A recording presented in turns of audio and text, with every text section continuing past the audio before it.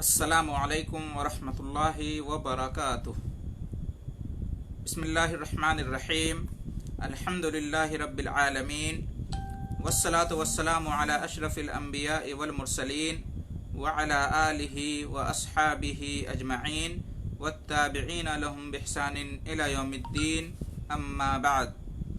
محترم حضرات و خواتین، میں آپ کی خدمت میں آج دو حدیثیں پیش کروں گا۔ ان دونوں حدیثوں سے معلوم ہوگا کہ رمضان المبارک کی کتنی زیادہ اہمیت اور فضیلت ہے۔ ایک حدیث سے یہ معلوم ہوگا کہ رمضان المبارک کا پانا اور اس سے فائدہ اٹھانا یہ بہت بڑی خوش نصیبی ہے، اور دوسری حدیث سے یہ معلوم ہوگا کہ رمضان المبارک کا پانا اور اس سے فائدہ نہ اٹھانا یہ بہت بڑی بد نصیبی ہے۔ تو آئیے میں ان دونوں حدیثوں کو آپ حضرات کی خدمت میں، آپ خواتین کی خدمت میں پیش کرتا ہوں۔ ایک حدیث میں لمبی حدیث ہے جس کا خلاصہ یہ ہے کہ دو شخص تھے، نبی کریم صلی اللہ علیہ وسلم کی خدمت میں حاضر ہوئے اور دونوں نے ایک ساتھ اسلام قبول کیا، دونوں ایک ساتھ مسلمان ہوئے۔ ان دونوں میں سے ایک عبادت اور نیکی کے کاموں میں زیادہ نشیط تھے، زیادہ محنتی تھے، اور پیش قدمی کرتے تھے، اور وہ پہلے شہید ہو گئے، جہاد کیا اور جہاد میں شہید ہو گئے۔ دوسرے شخص جو تھے وہ 1 سال کے بعد فوت ہوئے، 1 سال کے بعد ان کی وفات ہوئی۔ لیکن حضرت طلحہ بن عبید اللہ رضی اللہ عنہ بیان کرتے ہیں کہ میں نے خواب دیکھا، اور خواب میں جو دیکھا اس کا خلاصہ یہ تھا کہ وہ شخص جو بعد میں فوت ہوا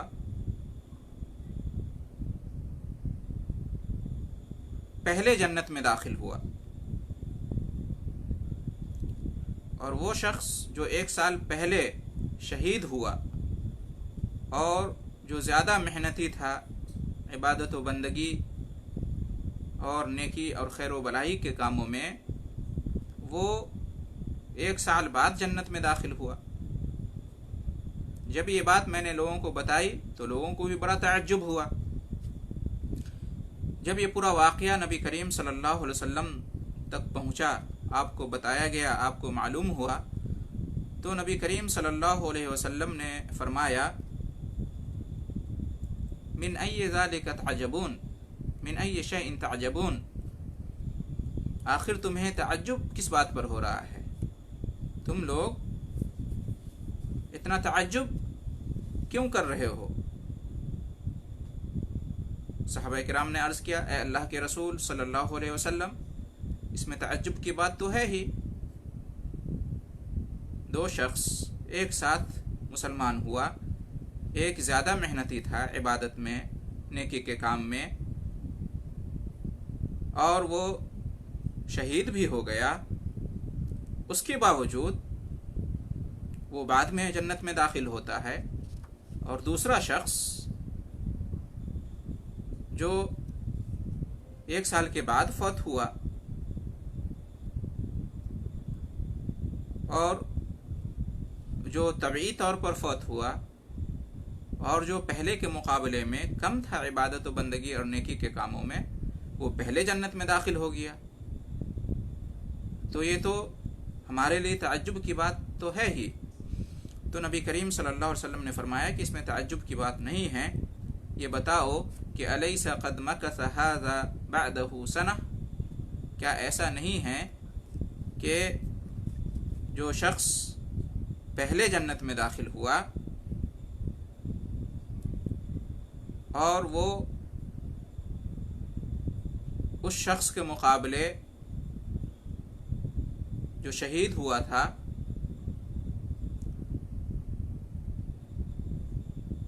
گرچہ کم محنتی تھا عبادت و بندگی میں، لیکن اس کو زندگی میں 1 سال اور ملا، اس کی عمر 1 سال اور لمبی رہی۔ الیس قد مکث ھذا بعدہ سنہ، کیا وہ اس شہید شخص کے بعد 1 سال زندہ نہ رہا؟ تو صحابہ کرام نے کہا کہ ہاں کیوں نہیں، بلا ہاں وہ 1 سال اور زندہ رہا۔ آپ صلی اللہ علیہ وسلم نے فرمایا وَأَدْرَكَ رَمَضَانَ فَصَامَ وَصَلَّى كَذَا وَكَذَا سَجْدَةً فِي السَّنَةِ، کیا ایسا نہیں ہے کہ اس کو 1 سال اور مزید ملا تو اس نے 1 رمضان کے روزے رکھے اور سال بھر اس نے نمازیں پڑھی؟ قالوا بلا، تو صحابہ کرام نے کہا کہ ہاں کیوں نہیں اے اللہ کے رسول صلی اللہ علیہ وسلم، بے شک اس نے 1 سال زندگی اور پائی اور اس نے رمضان کے روزے رکھے اور سال بھر اس نے نمازیں پڑھی۔ بے شک اس کو 1 سال کے یعنی 1 سال کے رمضان کے روزے اور 1 سال کی جو نمازیں ہیں، فرض نمازیں اور نفل نمازیں، یہ ان کو مزید انجام دینے کی فرصت ملی۔ تو اللہ کے رسول صلی اللہ علیہ وسلم نے فرمایا فما بینہما ابعد مما بین السماء والارض، تو اس وجہ سے ان دونوں کے درمیان وہی فرق ہے جو آسمان اور زمین کے درمیان فرق ہے۔ ان دونوں کے درمیان فضیلت میں وہی فاصلہ اور دوری ہے جو آسمان اور زمین کے درمیان دوری اور فاصلہ ہے۔ یہ روایت سنن ابن ماجہ میں موجود ہے، حدیث نمبر 3925، اور شیخ البانی نے اس کو صحیح ابن ماجہ میں ذکر کیا ہے، اور یہ حدیث مسند احمد بھی موجود ہے، جلد 2 صفحہ 370، اور علامہ احمد شاکر نے اس حدیث کو صحیح قرار دیا ہے۔ تو محترم حضرات، اس حدیث سے کیا معلوم ہوا؟ اس حدیث سے یہ معلوم ہوا کہ رمضان المبارک کا پانا یہ خوش نصیبی کی بات ہے، اور رمضان المبارک کے پانے کے بعد اس سے فائدہ اٹھانا، اس کے روزے رکھنا، یہ خوش نصیبی کی بات ہے۔ اور اتنی زیادہ خوش نصیبی کی بات ہے کہ آپ نے ابھی اس حدیث میں موجود مذکور واقعے سے جانا کہ اس کو پہلے شخص پر، شہید ہونے والے شخص پر جو فوقیت ملی، فضیلت ملی کہ پہلے وہ جنت میں داخل ہوا، اس کی ایک وجہ، ایک سبب یہ تھا کہ اس نے اس کے مقابلے میں 1 رمضان کے روزے زیادہ رکھے اور نمازیں بھی پڑھی 1 سال کی زیادہ۔ تو اس سے کیا معلوم ہوا کہ رمضان المبارک کا ملنا، رمضان المبارک کا پانا یقیناً یہ اپنے آپ میں خوش بختی اور خوش نصیبی کی علامت ہے۔ لہٰذا ہمیں چاہیے کہ رمضان المبارک جو ہمیں حاصل ہوا ہے، ملا ہے، ہم اس کو اپنے لیے غنیمت جانیں۔ یہ ہمارے لیے ضروری موقع ہے، سنہری موقع ہے، ہمیں اس پر اللہ کا شکر اور احسان بجا لانا چاہیے کہ اس نے ہمیں مزید 1 رمضان عنایت فرمایا ہے، 1 رمضان نصیب کیا ہے، اور اللہ تعالی ہمیں چاہتا ہے، اللہ تعالی ہمارے لیے خیر اور بھلائی چاہتا ہے، اس لیے اللہ تعالی نے ہمیں 1 موقع اور دیا ہے۔ اگر ہم اس ماہ مبارک سے اچھی طرح سے فائدہ اٹھاتے ہیں تو اس میں کوئی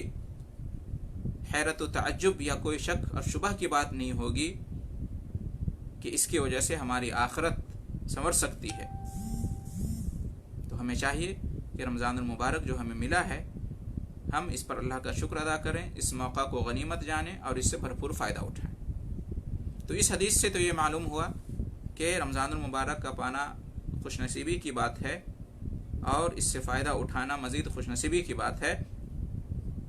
اب دوسری حدیث میں آپ کے سامنے پیش کروں گا۔ اس حدیث سے یہ معلوم ہوگا کہ رمضان المبارک کا پانا اور اس سے فائدہ نہ اٹھانا، رمضان المبارک جس مقصد کے لیے آتا ہے اس مقصد کو حاصل نہ کرنا، یہ بدنصیبی کی بات ہے، بدبختی کی بات ہے، بدقسمتی ہے، یہ بڑی محرومی ہے، یہ اللہ کی رحمت سے دوری کی علامت اور اس کا سبب ہے۔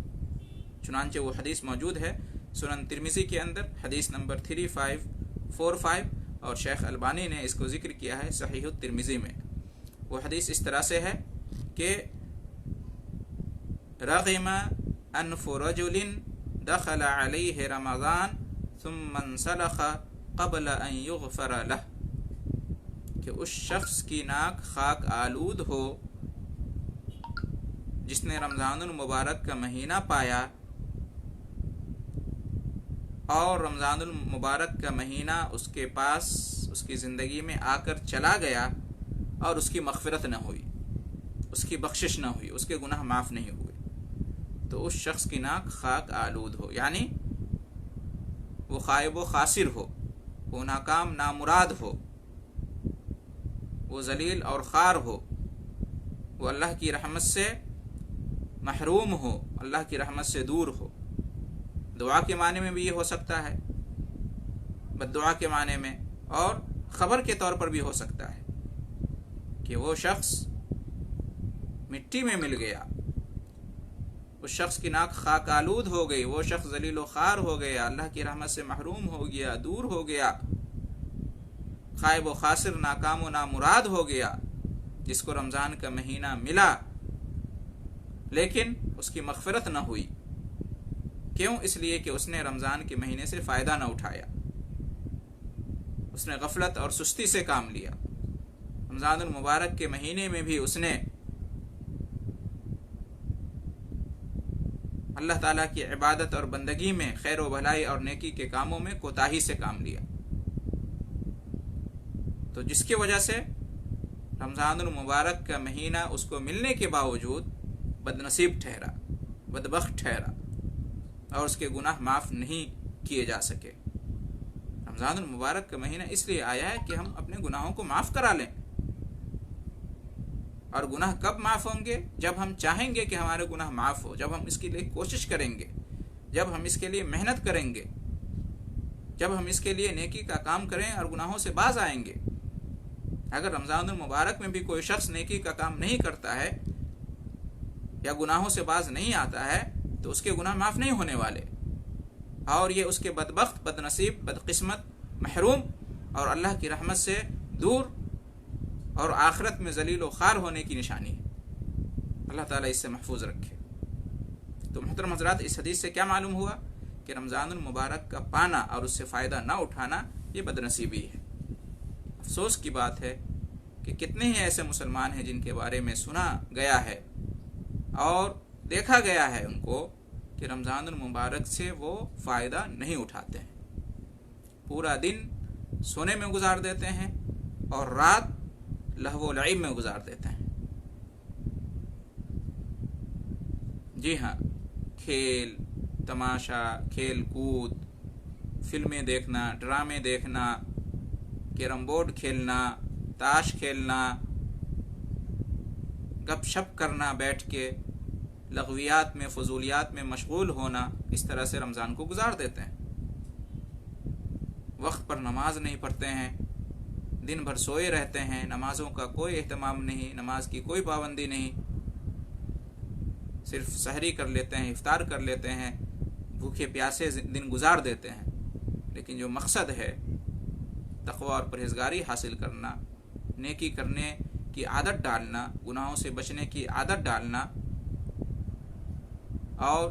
اس کے ذریعے سے اللہ تعالیٰ سے اپنے گناہوں کی مغفرت پانا، اس سے وہ محروم ہوتے ہیں، نہ وہ چاہتے ہیں نہ اس کی کوشش کرتے ہیں۔ تو اس لیے یہ بدنصیبی کی بات ہے۔ جبکہ اس کے مقابلے میں پہلی حدیث سے ہم نے یہ معلوم کیا کہ رمضان المبارک کا پانا اور اس میں نیکی کرنا، روزے رکھنا، نماز پڑھنا، یہ کیا ہے؟ خوش نصیبی کی بات ہے۔ یہ اتنی بڑی خوش نصیبی ہے کہ آپ نے دیکھا کہ ایک شخص جو کہ شہید ہو گیا اور جو کہ زیادہ محنتی تھا، زیادہ آگے تھا نیکی کے کام میں، بھلائی کے کام میں، اللہ کی عبادت و بندگی میں، اس کے مقابلے میں وہ شخص جو کہ ان معاملات میں کم درجے کا تھا، لیکن ایک رمضان اس کو ملنے کی وجہ سے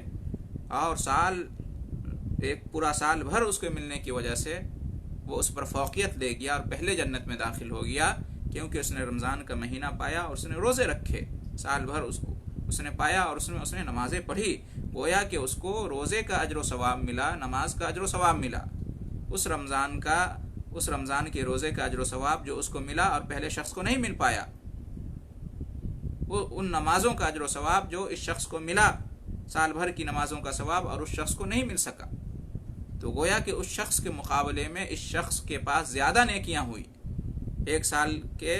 سال کی نمازیں اور ایک رمضان کے روزے، یہ زیادہ نیکیاں اس کے کھاتے میں جمع ہوئی، جس کی وجہ سے وہ پہلے جنت میں داخل ہوا۔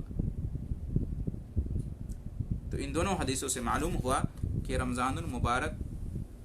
بہت ہی عظیم مہینہ ہے اور اس کی بڑی فضیلت ہے، لہٰذا ہمیں اس مہینے کی قدر کرنی چاہیے،